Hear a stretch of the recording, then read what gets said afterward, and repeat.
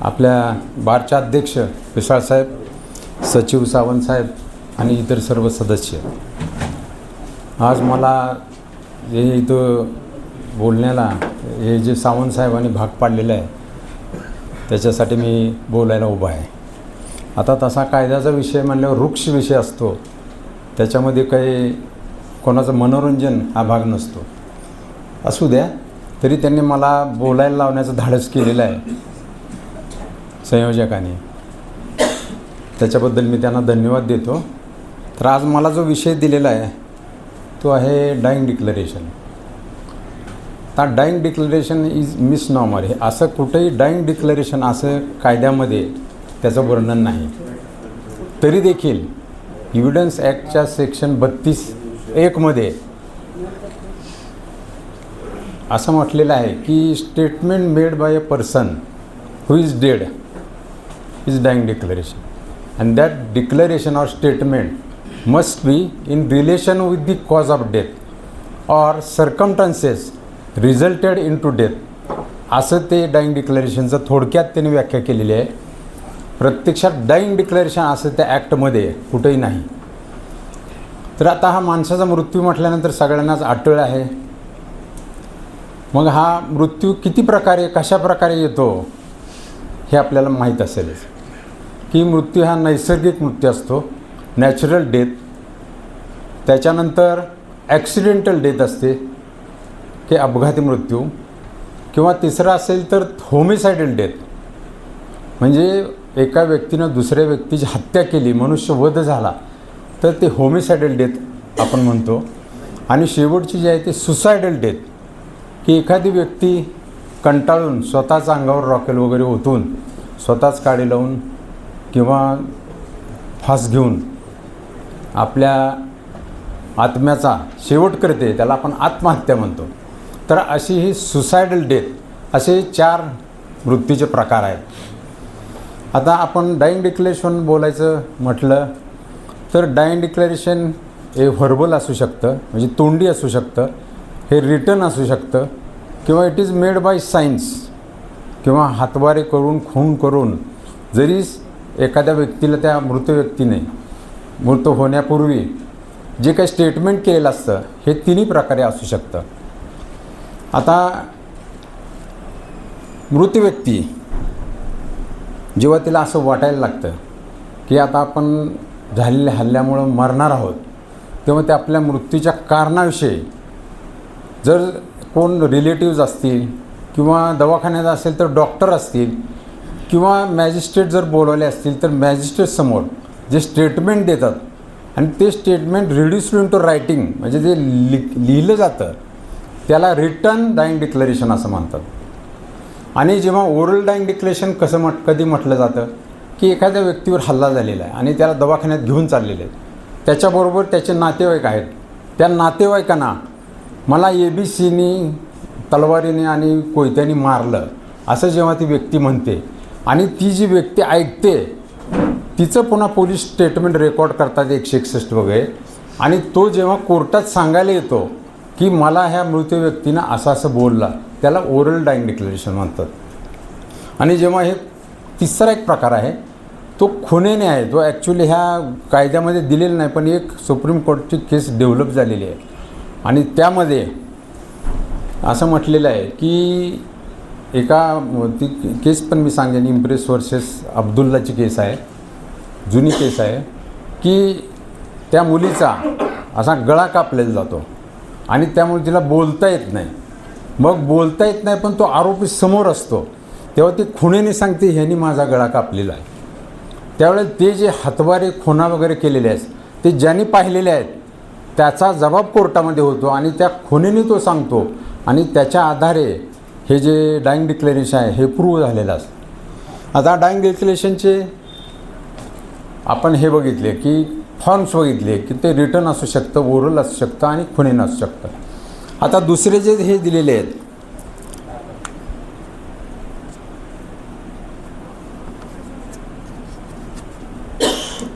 आता त्याचे इसेन्शियल्स काय आहेत, आपण हे मिनिंग बघितलं, अर्थ काय आहे डाईंग डिक्लेरेशनचा, की एखाद्या व्यक्तीचा मृत्यू एखाद्या हल्ल्याने झाला असेल आणि त्या मृत्यूचं कारण किंवा परिस्थितीचं जे स्टेटमेंट केलं जातं त्याला आपण डायिंग डिक्लेरेशन म्हणतो. मग हे डायिंग डिक्लेरेशन जे असतं ते फक्त कॉज ऑफ डेथच्या संबंधानं असेल तरच ते डायिंग डिक्लेरेशन. अदरवाईज ते बाकीचं काय बोलत असेल तर त्याला ते डायिंग डिक्लेरेशन म्हटलं जात नाही. आणि किंवा सर्कमटन्सेस कशा आहेत तर ते बकाल नारायण स्वामीची केस आहे गाजलेली 1939ची आहे की एक सावकार आहे, सावकाराकडं ती व्यक्ती पैसे मागायला जाते आणि जाताना आपल्या बायकोला सांगते की मी त्या सावकाराकडे पैसे आणायला निघालो आहे आणि मी माघारी येतो. पण तो जेव्हा त्या सावकाराकडे जातो तेव्हा तिथंच त्याचा खात्मा होतो आणि तो काही परत येत नाही. पण त्याच्या बायकोला जे त्यांनी स्टेटमेंट सांगितलेलं असतं की ती जी परिस्थिती आहे ती परिस्थिती देखील डायिंग डिक्लेरेशन म्हणून ट्रीट केलेलं आहे.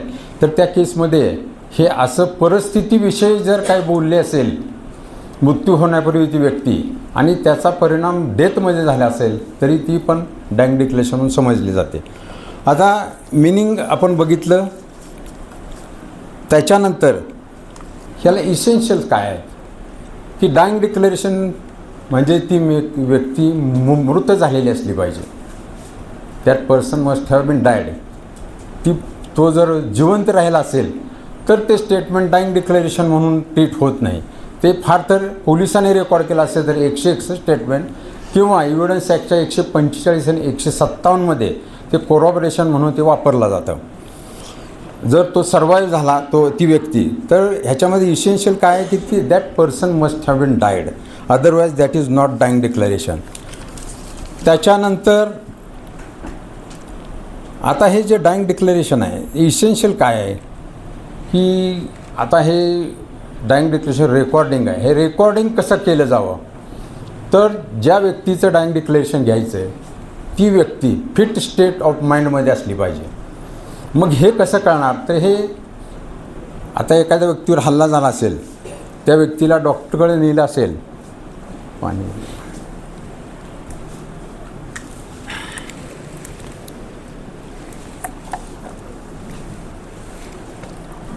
गेलं की ते नातेवाईक पहिले डॉक्टरकडे नेतात. डॉक्टर तिला पहिले विचारतात काय झालं कसं झालं. मग एखाद्या वेळेस डॉक्टर देखील तिचं जे म्हणणं आहे स्टेटमेंट आहे ते लिहून घेतात.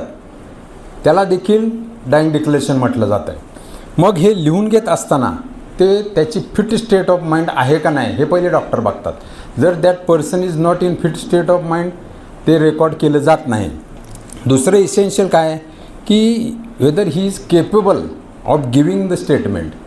आपण बघतो आता जे कोण सेशन्स प्रॅक्टिशनर आहेत त्यांच्यामध्ये डी बघतात तर पहिले टॉपलाच लिहिलेलं असतं पर्सन इज होल ओरिएंटेड आणि is fit state in mind असं लिहिलं जातं. डॉक्टर त्याला एक्झामिन करतात, त्याचा BP बघतात की बाकीचं सगळं असेल. त्याच्यानंतर मग ते पोलिसाला किंवा जो कोण एक्झिक्युटिव्ह मॅजिस्ट्रेट असेल त्याला ते रेकॉर्डिंग करायला सांगतात. तेव्हा इसेन्शियल काय आहे की that person must be in fit state of mind आणि दुसरं तो केपेबल ऑफ गिविंग स्टेटमेंट असं असलं पाहिजे. तसंच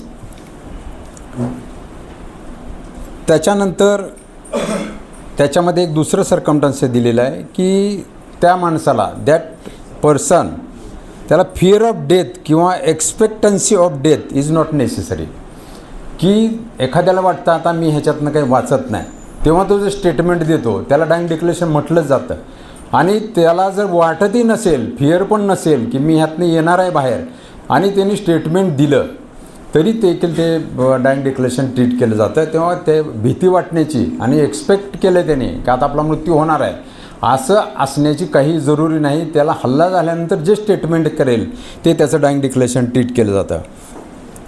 आता हे जे मृत्यूपत्र आहे हे मृत्यूपूर्व जबाब आहे तो दोन्ही प्रोसिडिंगमध्ये वापरला जातो. सिव्हिल प्रोसिडिंगमध्ये वापरला जातो आणि क्रिमिनल प्रोसिडिंगमध्ये वापरला जातो.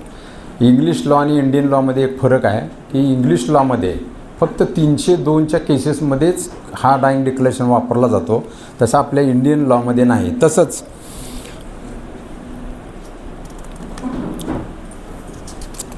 त्याच्यानंतर आता ह्याची ॲडमिसिबिलिटी किंवा प्रिन्सिपल्स काय आहेत ह्याचे दाखल करून घेण्याचे की आता हा जो DD हा प्रकार आहे it is an exception to the hearsay evidence. Hearsay evidence आपण कशाला म्हणतो की मी यांना सांगितलं, त्यांनी त्याला सांगितलं आणि मग पोलिसांनी रेकॉर्ड करून घेतलं की IQ पुरावा. IQ पुरावा हा पुरावा नाही. Hearsay evidence is no evidence, it is not admissible in evidence, but there is exception in this dying declaration is exception to this hearsay evidence. आणखी दुसरं एक एक्सेप्शन आहे रेस गेशी म्हणा एव्हिडन्स ॲक्टमध्ये सेक्शन 6 दिलेलं की एखाद्या व्यक्तीवर हल्ला झाला आणि दुसरा पळत त्याच्याजवळ गेला आणि ती व्यक्तीची परिस्थिती बघितली, ती जर त्यांनी कोर्टामध्ये सांगितली आणि जे सर्कमस्टन्सेस आहेत त्या सांगितले ते रेस गेशीमध्ये म्हणून येतात, तर ते एक एक्सेप्शन आहे. तर अशा ह्या एक्सेप्शनमध्ये ॲडमिसिबिलिटी का ॲडमिसिबल करून घ्यायचं, कारण ज्याचं डायिंग डिक्लेरेशन रेकॉर्ड केलेले असते ती व्यक्ती हयात नसल्यामुळं तिचा क्रॉस एक्झामिनेशन आरोपीचे वकील घेऊ शकत नाहीत, तेव्हा त्याचं व्हेरॅसिटी टेस्ट केली जात नाही. पण मग ॲडमिसिबल कसं का दाखल करून घ्यायचं, तर आउट ऑफ नेसेसिटी, की नेसेसिटी असल्यामुळं हे कायद्यामध्ये ॲडमिसिबल असं करून घेतलेलं आहे. का तर असे जर खून किंवा हल्ले झाले किंवा गुन्हे झाले आणि कुठलाच जर पुरावा हा एकमेव पुरावा म्हणजे ती व्यक्तीच सांगू शकते, कोण आय विटनेस नसेल, तर असे हे जे आहेत कुणी आरोपी तर ते सुटले जातील, ते सुटू नयेत म्हणून नेसेसिटी, आउट ऑफ नेसेसिटी हा ॲडमिसिबल केलेला आहे डायिंग डिक्लेरेशन हा कन्सेप्ट. दुसरं जे याच्यामध्ये की एक हे जे डायिंग डिक्लेरेशन आहे हे एका मॅक्झिमवर आधारित आहे. ते लॅटिन मॅक्झिम आहे, ते आपल्याला उच्चारायला जरा अवघड जातं, तरीसुद्धा ते असं आहे की नेमो मॉर्ट्युरस प्रिझ्युमेटरी मेंटर आहे. म्हणजे त्याचा अर्थ असा आहे की no one at the time of death is presume to lie and he will not meet his maker with line in his mouth. म्हणजे मृत्यूच्या दारामध्ये असलेली व्यक्ती खोटं बोलणार नाही असा त्याचा कन्सेप्ट आहे, की आता शेवटी तो कोणाला खोटेपणानं गुंतवणार नाही म्हणून हे मॅक्झिम दिलेलं आहे आणि ह्या मॅक्झिमच्या आधारे हे DD ॲडमिसिबल केलेलं आहे. तर ते मॅक्झिम असं आहे की man will not lie in his mouth, त्याच्या तोंडामध्ये खोटेपणानं तो आपल्या मेकरला भेटायला जाणार नाही असा त्याचा अर्थ आहे. तर हा DD रेकॉर्ड केलेला हा याच्यामध्ये क्रॉसमध्ये हे व्यक्ती मिळत नसल्यामुळं आणि तो कोणाच्या प्रेझेन्समध्ये कोर्टाच्या प्रेझेन्समध्ये रेकॉर्ड केला नसल्यामुळं हे जे प्रिन्सिपल आहेत हे मॅक्झिम आहे, ह्या मॅक्झिमचा उपयोग करून हे ॲडमिसिबल केलेलं आहे. आता DDला कोरोबरेशनची गरज आहे का, तर एक आपल्याच ह्याची केस आहे की खुशालराव वर्सेस स्टेट ऑफ बॉम्बे 1958, त्यावेळेला महाराष्ट्र नव्हतं, 1958ची केस आहे खुशालराव वर्सेस स्टेट ऑफ बॉम्बे, की त्याच्यामध्ये 5-6 जजेस आहे की त्यांनी एक गाईडलाईन्स दिल्यात की कोरोबरेशनची आवश्यकता कधी असते आणि कोरोबरेशनची आवश्यकता कधी नसते. कोरोबरेशन कुठल्या ह्याला पाहिजे कुठल्या ह्याला नको आहे, तर ते खुशालरावच्या केसबद्दल मी नंतर सांगतो, त्याचे फॅक्ट सांगतो, तर फक्त त्याच्याबद्दल मी एवढंच सांगतो. आता एव्हिडन्शियरी व्हॅल्यू काय आहे ह्या DDची, it is a substantive piece of evidence आहे, ह्या मुख्य पुरावा म्हणून वापरला जातो.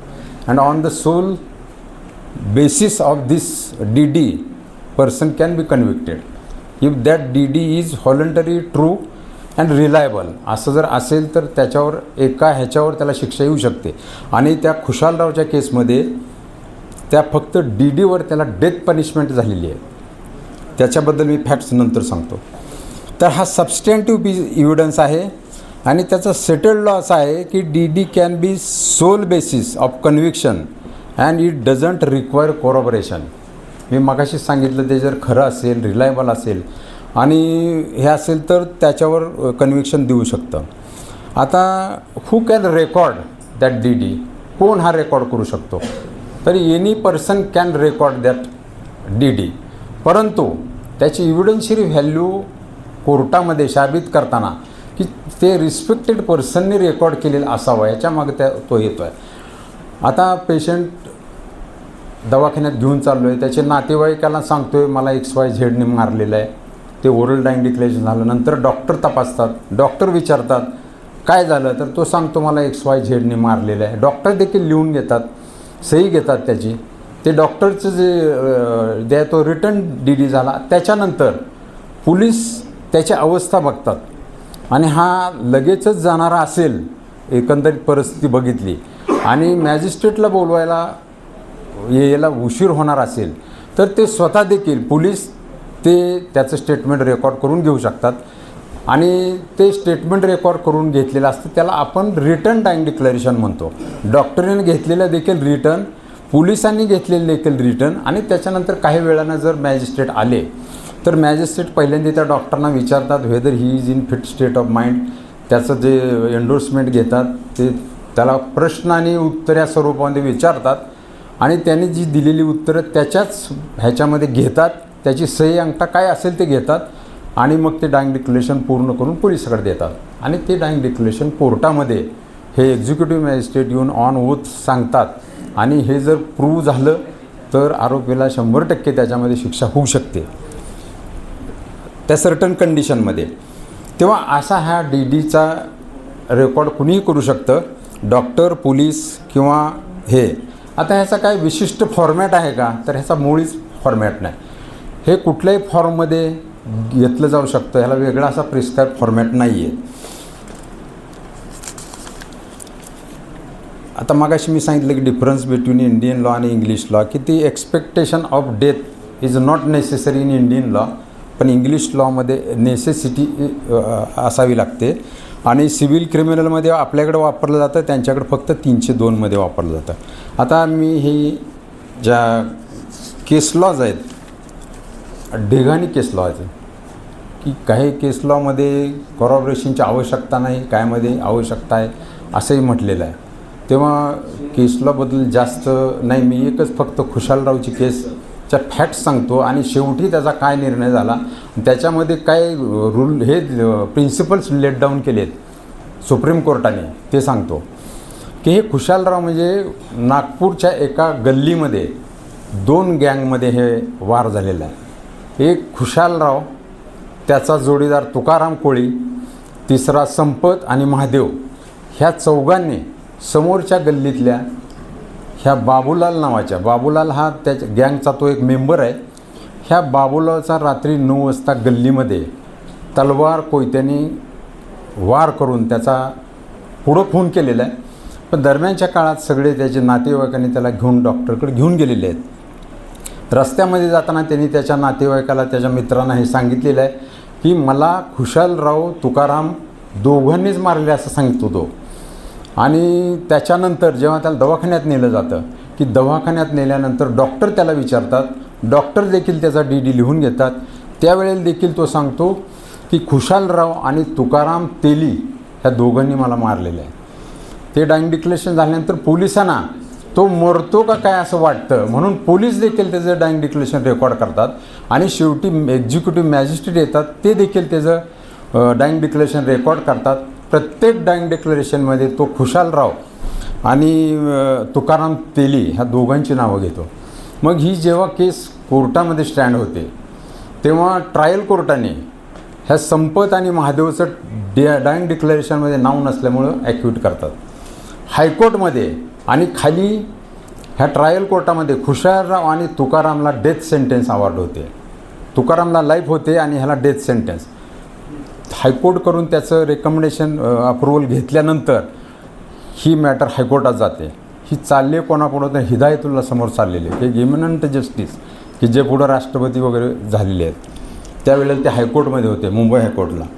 तर ते हिदायत समोर त्यांचं ते अपील चाललेलं आहे. मग हिदायतुल्लांच्या समोर हे अपील चालल्यानंतर की तुकाराम तेलीला त्यांनी बेनिफिट ऑफ डाऊट कसा दिलेला आहे बघा, की त्याच गल्लीमध्ये तुकाराम तेली नावाचे 4 लोक राहत होते आणि ॲक्च्युली हा तुकाराम तेली नव्हता. त्यांनी एव्हिडन्स आणला होता, हा तुकाराम कोळी होता. त्याचा बेनिफिट देऊन ह्या तुकाराम कोळीला हिदायतुल्ला साहेबांनी सोडून दिलेला आहे. पण ह्याची डेथ पनिशमेंट कायम केलेली आहे. कोणाची? खुशालरावची.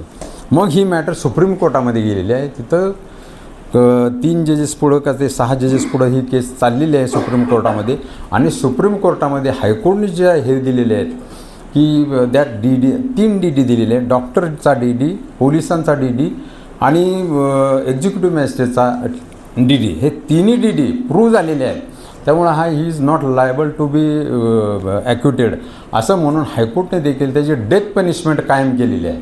म्हणजे फक्त DDच्या आधारे देखील डेथ पनिशमेंट होऊ शकते ही एकमेव केस म्हणजे खुशालरावची केस आहे. आणि हीच केस आत्तापर्यंत सगळ्या आता जे साईट अगदी 2026चं घ्या त्यामध्ये ही केस साईट झालेली असते की landmark judgment of Supreme court.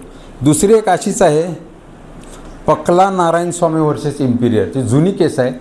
ते कशा करताय की DD हा फक्त कॉज ऑफ डेथ सचिच रिलेटेड नाही, it also relates to the circumstances leading to the death. म्हणजे नुसतं कॉज माझं कारण काय कुठल्या कारणाने मयत झाला असंच नाही तर परिस्थिती. म्हणजे मी मगाशी उदाहरण सांगितलं की सावकाराकडे जातो आणि तिच्या पत्नीला जे सांगतो ती परिस्थिती जी आहे ती परिस्थिती देखील डायिंग डिक्लेरेशन आहे, एवढ्यासाठी ती केस आहे. त्याच्यानंतर अनेक नीरज कुमार वगैरे अशा अनेक केसेस आहेत ज्याच्यामध्ये एकच रूल असा आहे की that DD must be true, voluntary and reliable. असा असेल तर there is no need to corroboration. अशा ह्या सगळ्या परिस्थिती ह्या डायिंग डिक्लेरेशनच्या आहेत. तेव्हा ह्याच्यामध्ये आणखी जास्त काही सांगण्यासारखं नाही कारण हा कायद्याचा विषय आहे. ह्याच्यामध्ये अवांतर सांगून कोणाला पटणारही नसते. आणि हे जे आता एक दुसरी आहे मल्टिपल डायिंग डिक्लेरेशन जर असतील, एक पानीबेन वर्सेस स्टेट ऑफ गुजरातची केस आहे की एकदा एखादी व्यक्ती स्त्री आहे समजा की सांगते की मला स्टोवचा भडका झाला आणि मी भाजलेली आहे. कुठं सांगते? डॉक्टरसमोर सांगते किंवा पोलीससमोर सांगते किंवा एक्झिक्युटिव्ह मॅजिस्ट्रेटसमोर सांगते. आणि काही दिवस ती बर्न इंजुरीमुळे ती तशीच राहिलेली असते. एक 7-8 दिवसांनी पुन्हा तिचं एखादं डायिंग डिक्लेरेशन घेतलं जातं. त्यावेळेला मात्र ती नवरा, सासू, सासरा सगळ्यांची नावं सांगते आणि आणखी काही दिवसांनी फक्त नवऱ्याचंच नाव सांगते. मग अशा वेळेला कोणतं डायिंग डिक्लेरेशन खरं धरायचं? तर काही वेळेला बऱ्याच केसेसमध्ये बेनिफिट ऑफ डाऊट देऊन ते नवरे सुटलेले आहेत. काही केसेसमध्ये जरी तिनं पूर्वीचं DD ॲक्सिडेंटल असं दिलं असलं तर ते दबावानं दिलं असं जर ते रेकॉर्डवर आणू शकले आणि दुसरं जे दिलेलं आहे की नवऱ्याने एकट्यानेच मला जाळलं ते जर ट्रू, व्हॉलंटरी आणि रिलायबल असेल तर त्याच्यावर देखील त्याला शिक्षा येऊ शकते. अशा त्या केसेस आहेत. त्याच्यानंतर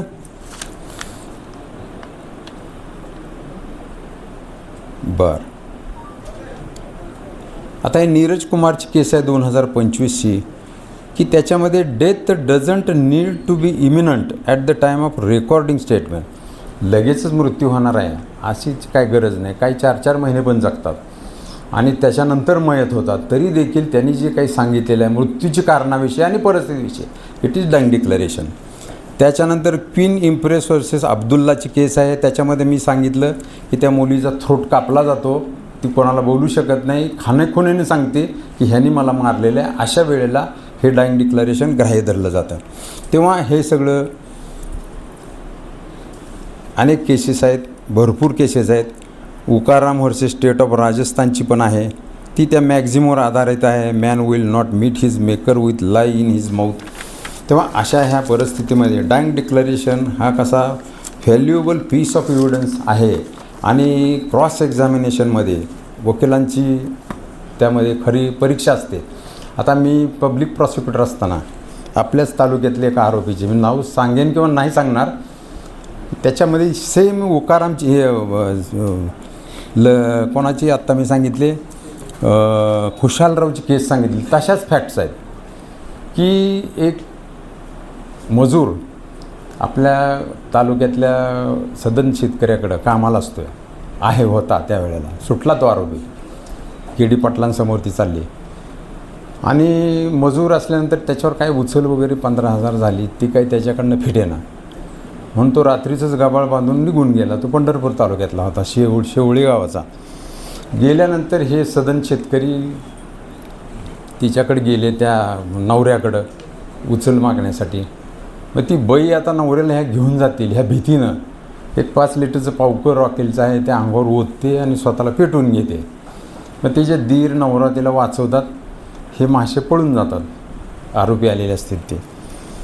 पळून गेल्यानंतर हिला दवाखान्यात कॉटेज हॉस्पिटल नेत असताना अनेक तिचे ओरल लाईन गेले, सांगते मला अमक्याने मारलं, अण्णा कुलकर्णीने मला मारलं, मला पेटवून दिलं.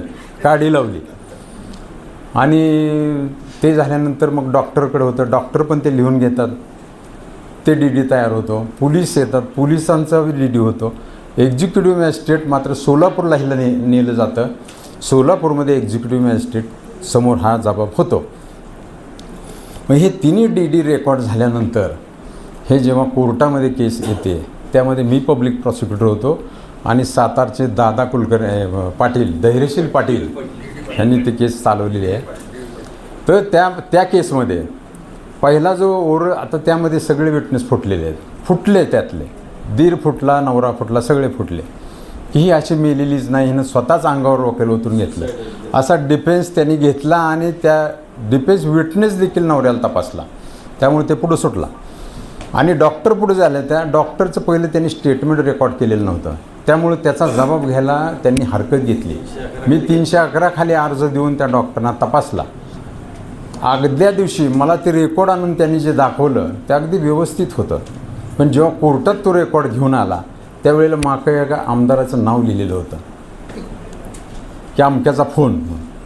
आणि बरोबर उलट तपासामध्ये धैर्यशील पाटलांनी पान उलटा म्हणले, मागं काय बघू, तर ते नाव आहे आमदारांचं. हे कसं आलं तर त्यांचा फोन आला होता मला, त्यामुळे मी हे रेकॉर्ड केलं आहे. आणि तिथला DDचा जो होता सोलापूरच्या DDचा तो प्रूव्ह झाला. तो एक्झिक्युटिव्ह मॅजिस्ट्रेट असल्यामुळे त्याला फुटायला चान्स नव्हता.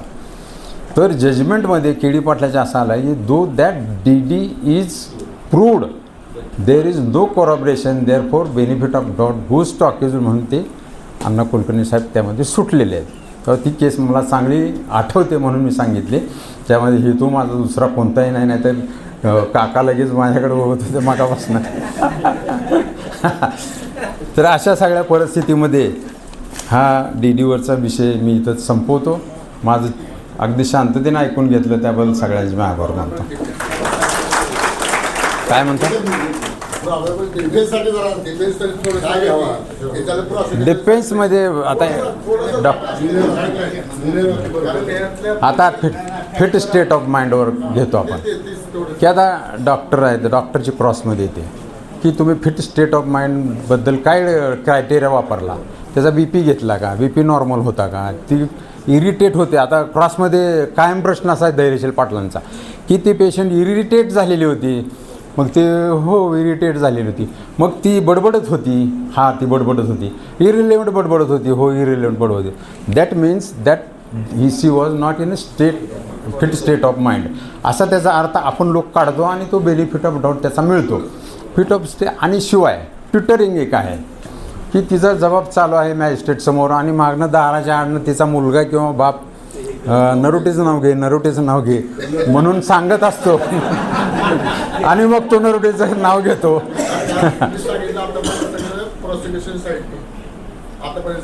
नाही डिफेन्स साईड सांगतोय मी. Tutoring that DD must not be tutored. लोकांनी त्यांनी सांगितलेलं नसला पाहिजे, म्हणजे इट मस्ट बी, नाही तर तो डिस्कार्ड होईल. असे एक 2-3 आहेत. आता तो क्रॉस ही एक कला आहे आणि ते बाई 4-8 दिवस जगते, त्याला मेडिसिन चालू असतं, ते देखील असतं. त्यात ते सिडिशन दिलं जातं, त्यामध्ये ते गुंगीत असते. मग गुंगीत असताना माणूस फिट स्टेट ऑफ माइंडमध्ये नसतो, तो बरळत असतो. मग कोणी एखाद्याचं पहिल्यांदा एकाचं नाव सांगेल, दुसऱ्यांदा दुसऱ्याचं नाव सांगेल, अशा वेळेला देखील फायदा होतो. आणि मल्टिपल डायिंग डिक्लेरेशन आल्यानंतर कुठलं डायिंग डिक्लेरेशन खरं धरायचं याच्यावरच आपण बेनिफिट ऑफ डाऊट मिळवायचा. व्हॉलंटरी आहे का नाही ह्याच्याबद्दल तिला आता व्हॉलंटियर आहे ह्याला ते कठीण प्रश्न आहे. हे व्हॉलंटियर आहे का, तर डॉक्टरांनी म्हटलेलं असतं की सेल्फ ओरिएंटेड, तू स्वतःहून सांगितले व्हॉलंटियर आहे. व्हॉलंटियर म्हणजेच मी सांगितलं ना, आजूबाजूनी कुणी तिला इन्स्टिगेट केलेलं नसावं, त्याला मदत केलेली नसावी. व्हॉलंटियर स्वतःहून त्याला काही प्रश्न विचारायची गरज नाही. जरी डॉक्टरांनी असं जरी केलं काय झालं तर ती स्वतःहून जेव्हा सांगायला चालू करते इट इज व्हॉलंटियर आहे. आणि एखादा म्हणतो करायचे ना व्हॉलंटियर, काय निदान सजेशन तरी द्या. इट वॉज नॉट, ते डॉक्टरकडूनच घेतात. तुम्ही तपासलं तिचं फिट स्टेट ऑफ माइंड होतं, ती फुल कॉन्शियस होती, म्हणजे कोणी आलं पाहिजे. जबाब द्यायला तयार आहे का मी जबाब माझा घ्या मी देते असं यायला पाहिजे का? नाही, काय नॉट नेसेसरी. त्याला स्पेसिफिक प्रिस्क्राईब फॉर्म सुद्धा नुसतं नाव जरी सांगितलं हिस्ट्री सांगितली तर तिथं म्हटलं पाहिजे का Sufficient. मी जबाब द्यायचा आहे मला. नाही. हे कशामुळं किंवा तुला कुणी मारला असा प्रश्नोत्तरामध्ये विचारतात की कशामुळं तुला काय झालं, तू का भाजली, त्यावेळेला म्हणजे मृत्यूचं कारण त्यावेळेला जे सांगेल तेच. तिने हिस्ट्री सांगितली सुद्धा ती ती आणि प्रश्नोत्तरामध्येच ते घेतलं जातं जनरली. आता आपण बघा ना, एक्झिक्युटिव्ह मॅजिस्ट्रेट प्रश्न विचारतात, नाव काय तुझं, तुला काय झालं, तुझं नवऱ्याचं नाव काय, अमक्याचं नाव नाही, तुला कुणी काय केलं, तुला कुणी लिडिंग काय विचारत नाहीत, तुला कुणी काय केलं तर ते लगेच सांगायचे ते नवऱ्याने रॉकेल होतलं आणि काडी लावली.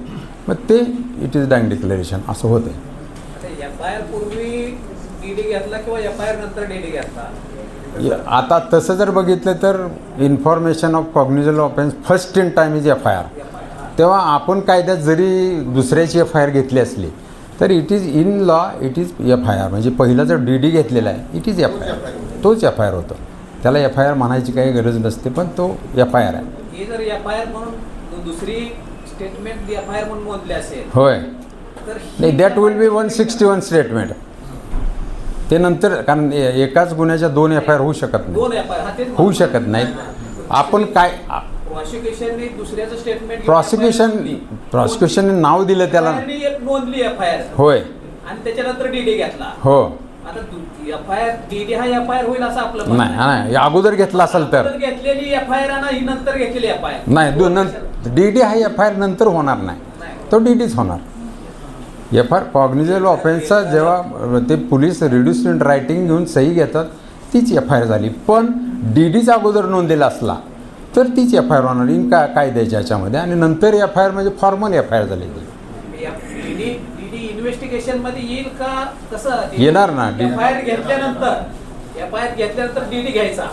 बर, अगोदर FIR घ्यायची, FIR मध्ये येणारच ते सगळं येणारच. काय झालं, कसं हो झालं. हो हो. आणि त्याच्यानंतर स्टेटमेंट म्हणून DD घ्यायचा का? स्टेटमेंट म्हणून DD. FIRचा काही विषय नाही, FIR एकदाच घेतली जाणार. स्टेशन डायरीला त्याची FIR म्हणून नोंद ही झाली. पण DDचा अगोदर घेतला असला तर that is FIR in the eyes of law. नंतर FIR दुसरी घेतली असली ती फॉर्मल FIR झाली. फॉर्मल पोलिसाच्या दृष्टीने ती FIR, आपल्या कायद्याच्या दृष्टीने ती FIR नाही. कारण कॉग्निझेबल ऑफेन्स आहे, फर्स्ट इन टाईम रेकॉर्ड केला तोच FIR असं आहे. चला, बरं झालं ना. बऱ्याच ज्युनियर वकिलांना अनेक प्रश्न होते, DD कशाला म्हणायचं, त्याला एक्सेप्शन काय होते, क्रॉस त्याच्यावरती कशी घ्यायची, किंवा त्याच्यामध्ये डेव्हलपमेंट केसला काय आहे, या DD अनुषंगाने हे फॅक्ट सांगितले सर्व बाबींना एकत्र करून खूप सुंदर असं मार्गदर्शन आम्हाला दिलं. त्याबद्दल बाळच्या वतीनं पुनश्च एकदा आम्ही सर्वजण जोरदार टाळ्याच्या